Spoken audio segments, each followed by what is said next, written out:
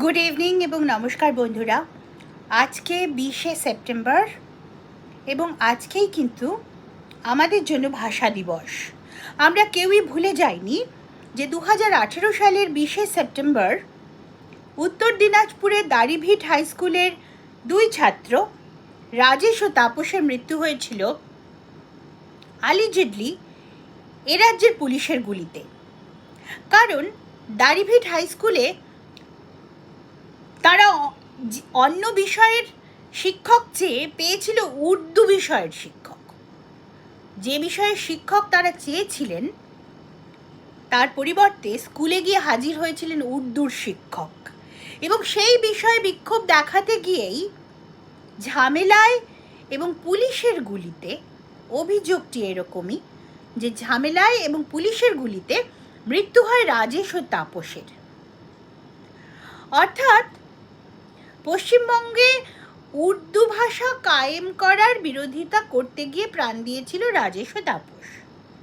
ফলে আজ কিন্তু পশ্চিমবঙ্গের জন্য, বাঙালির জন্য আজকের দিনটি কিন্তু আমাদের জন্য ভাষা দিবস। এবং ঠিক সেই কারণেই আজকের দিনে রাজেশ ও তাপসকে স্মরণ না করলেই নয়। এবং সেই সঙ্গে কিন্তু আমাদের এটাও স্মরণ করে নেওয়া প্রয়োজন যে রাজেশ ও তাপসের মৃত্যু পরবর্তী তদন্ত ঠিক কী পথে এগিয়েছে, এবং 2018 পর আজকে 2025 সাল, অর্থাৎ কিনা 7 বছর কেটে গিয়েছে, কিন্তু তৎসত্ত্বেও তাদের মৃত্যু রহস্যের কিন্তু কোনো কিনারা হয়নি। যারা তাদের উপর গুলি চালিয়েছিল বলে দাবি রাজেশ ও তাপসের মা বাবার, তাঁরা আজও ধরা পড়েননি। আসুন একবার ঝট করে মনে করে নেওয়া যাক যে তাদের মৃত্যু তদন্তটা ঠিক কী পথে এগিয়েছে এবং কিভাবে আজ তা কোন জায়গায় দাঁড়িয়ে আছে। রাজেশ ও তাপসের মৃত্যু তদন্তের ভার গিয়েছিল স্টেট সিআইডির ওপরে। কলকাতা হাইকোর্টের আদেশে তদন্তের ভার দেওয়া হয়েছিল প্রথমত রাজ্য পুলিশের সিআইডিকে। কিন্তু বহু বছর কেটে যাওয়ার পরেও 2023 সালে মে মাসে ক্যালকাটা হাইকোর্ট জাস্টিস রাজাশেখর মান্তার বেঞ্চ থেকে অর্ডার হয় যে স্টেট সিআইডি সেভাবে তদন্তের কোনো অগ্রগতি করতে পারেনি, এবং রাজেশ ও তাপসের পরিবারের তরফ থেকে বলা হয় যে আসল দোষীদেরকে স্পর্শমাত্র করা হয়নি। সমস্ত কিছু শুনে জাস্টিস রাজাশেখর মান্থা কিন্তু অর্ডার দিয়েছিলেন 2023 মে মাসে রাজেশ ও তাপসের মৃত্যু তদন্ত করবে এনআইএ, এবং তাদের তদন্ত সংক্রান্ত যাবতীয় কাগজপত্র স্টেট সিআইডি যেন এনআইএকে হস্তান্তর করে, এমনই আদেশ দিয়েছিলেন জাস্টিস রাজাশেখর মান্থা, ক্যালকাটা হাইকোর্টের সিঙ্গল বেঞ্চ। কিন্তু সেই 2023 মে মাসের পর থেকে সে বছরটা গোটাটা কেটে গেলেও স্টেট সিআইডির তরফ থেকে কিন্তু এনআইএর সঙ্গে কোনো রকম সহযোগিতা করা হয় না। যে সমস্ত কাগজপত্রগুলো, তদন্ত সংক্রান্ত যত কাগজপত্র এনআইএকে হ্যান্ড ওভার করার কথা ছিল, সেগুলো স্টেট সিআইডির তরফ থেকে এনআইএকে হ্যান্ড ওভার করা হয় না। ফলে রাজেশ ও তাপসের পরিবারের তরফ থেকে আবার ক্যালকাটা হাইকোর্টের দ্বারস্থ হন রাজেশ ও তাপসের পরিবার। এবং তখন কিন্তু ইতিমধ্যে জাস্টিস রাজাশেখর মান্থার সিঙ্গল বেঞ্চের রায়ের বিরুদ্ধে রাজ্য সরকার কিন্তু চলে গিয়েছিল ক্যালকাটা হাইকোর্টের ডিভিশন বেঞ্চে, প্রধান বিচারপতির ডিভিশন বেঞ্চে।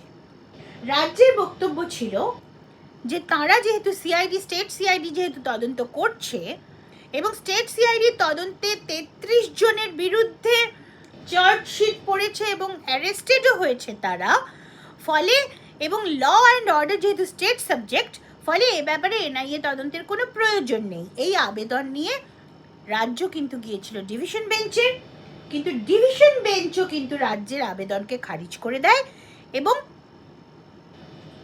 সিঙ্গল বেঞ্চের অর্ডারকেই কিন্তু বহাল রাখে যে রাজেশ ও তাপসের মৃত্যুর তদন্ত এনআইএই করবে এবং এনআইএর হাতে যেন সমস্ত কাগজপত্র হ্যান্ডওভার করা হয়। এবং এই অর্ডারটি আসে 2024 এপ্রিল মাসে, অর্থাৎ প্রথম এনআইএ তদন্তের অর্ডার হয় 2023 মে মাসে, তার 11 মাস পর আবার শুধুমাত্র রাজ্য সরকারের বিলম্ব করবার পদ্ধতি অ্যাপ্লাই করার কারণে আবার সেই কেস ঘুরে যথাস্থানে ক্যালকাটা হাইকোর্টের দুয়ারে এসেই দাঁড়ায়। কারণ ততদিন পর্যন্ত কিন্তু কোনো রকম কাগজপত্র, তদন্ত সংক্রান্ত কাগজপত্র রাজ্য সরকারের সিআইডি, স্টেট সিআইডি কিন্তু এনআইএকে হ্যান্ডওভারই করেনি। তখন প্রধান বিচারপতি ডিভিশন বেঞ্চ শুধু যে সিঙ্গেল বেঞ্চের রায় বহাল রাখলেন তাই নয়, প্রধান বিচারপতি কিন্তু বলেছিলেন সেই সময় chief secretary BP গোপালিকা, home secretary Nandini Chakraborty এবং এডিজি সিআইডি রাজশেখরনকে বলেছিলেন, ডেকে পাঠিয়ে জিজ্ঞেস করেছিলেন যে আপনাদের বিরুদ্ধে কন্টেম্পট অফ কোর্টের কেস কেন করা হবে না, সেটার জবাব দিতে হবে। অর্থাৎ আপনাদেরকে যে নির্দেশ দেওয়া হয়েছিল সেই নির্দেশ আপনারা পালন করেননি কেন, সেই বিষয়ে আপনাদের বিরুদ্ধে তো কন্টেম্পট অফ কোর্টের কেস হতেই পারে। কিন্তু অতঃপর তাদের বিরুদ্ধে কন্টেম্পট অফ কোর্টের কেস না হলেও তখন কিন্তু বাধ্য হয়ে, অর্থাৎ সিঙ্গেল বেঞ্চের অর্ডারের পরেও তারা কাগজপত্র হ্যান্ডওভার করেননি, কিন্তু তার 11 মাস পরে 2024 সালের এপ্রিল মাসে যখন ক্যালকাটা হাইকোর্টের ডিভিশন বেঞ্চ তাদেরকে বকুনি দেয়, তারপর তারা কাগজপত্র হ্যান্ডওভার করতে রাজি হয় এনআইএর কাছে। এবং অতঃপর এবছর জুন মাসে কিন্তু এবার আবার ক্যালকাটা হাইকোর্টের বকুনি খেয়েছে এনআইএ। ক্যালকাটা হাইকোর্ট বলছে আপনারা ক্যাজুয়াল অ্যাপ্রোচ নিচ্ছেন, এখনো পর্যন্ত আপনারা কোনো রিপোর্ট কোর্টকে জমা করেননি।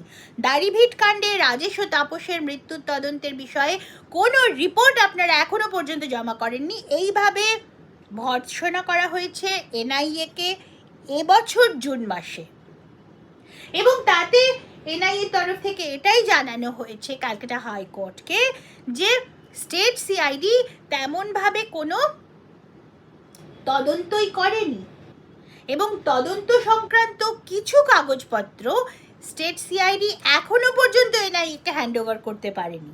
এবং এনআইএ এটাও জানায় যে তাদের তদন্ত শেষ হওয়ার পরেও চার্জশিট দিতে তাদের 2-3 সপ্তাহ আরও লাগবে, কিন্তু কিছু কাগজ তাদের এখনো স্টেট সিআইডির কাছ থেকে পাওয়া বাকি আছে।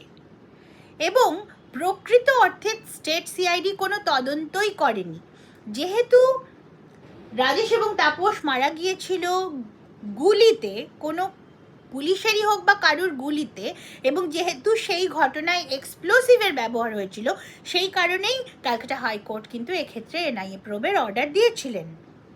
এবং তার পরিপ্রেক্ষিতে কিন্তু যথারীতি আমরা জানি যে পশ্চিমবঙ্গ সরকার তো আইন, আদালত, সংবিধান কাউকেই মানে না। তারা একটা যুক্তি সাজিয়েছিলেন, অ্যাডভোকেট জেনারেল কিশোর দত্ত এই যুক্তি সাজিয়েছিলেন যে law and order state subject, law and state চাইলে তবেই তদন্তভার অন্য কারোর কাছে যেতে পারে, কিন্তু এনআইএ তদন্তের ক্ষেত্রে সেটা প্রযোজ্য নয়। এবং additional solicitor general of India তিনি কিন্তু তখন রাজ্যের অ্যাডভোকেট জেনারেলকে মনে করিয়ে দিয়েছিলেন যে এনআইএ তদন্তের ক্ষেত্রে কিন্তু তদন্তের ক্ষেত্রে যে রাজ্য সরকারের অনুমতির প্রয়োজন এটা সত্যি কথা নয়। অর্থাৎ আজকের দিনে দাঁড়িয়ে 20শে সেপ্টেম্বর ভাষা দিবস পালন করতে গিয়ে, আমাদেরকে ভাষা দিবস রাজেশ ও তাপসকে স্মরণ করতে গিয়ে উর্দু ভাষার বিরুদ্ধে, নিজের ভাষার সপক্ষে, বাংলা ভাষার সপক্ষে তাদের যে সুপ্রিম স্যাক্রিফাইস, আত্মবলিদান, প্রাণদান, তাকে স্মরণ করতে গিয়ে আমাদেরকে মনে করতে হবে যে তাদের বিচার পেতে কতখানি অসুবিধে হচ্ছে, কিভাবে পশ্চিমবঙ্গ সরকার তাদের বিরুদ্ধে সমস্ত, তাদের হত্যাকারীদের বিরুদ্ধে সমস্ত তথ্য প্রমাণকে তারা আড়াল করার চেষ্টা করছে। আমাদেরকে মনে করতে হবে যে ঠিক কী প্রকার ভারত বিরোধী এবং সংবিধান বিরোধী একটি সরকারের থাবার মধ্যে আমরা বসে আছি। এবং সেইটা মনে করার সঙ্গে সঙ্গেই আজকের দিনে রাজেশ ও তাপসকে স্মরণ করতে হবে বাংলা ভাষার জন্য, বাংলা মায়ের জন্য তাদের সুপ্রিম স্যাক্রিফাইসকে।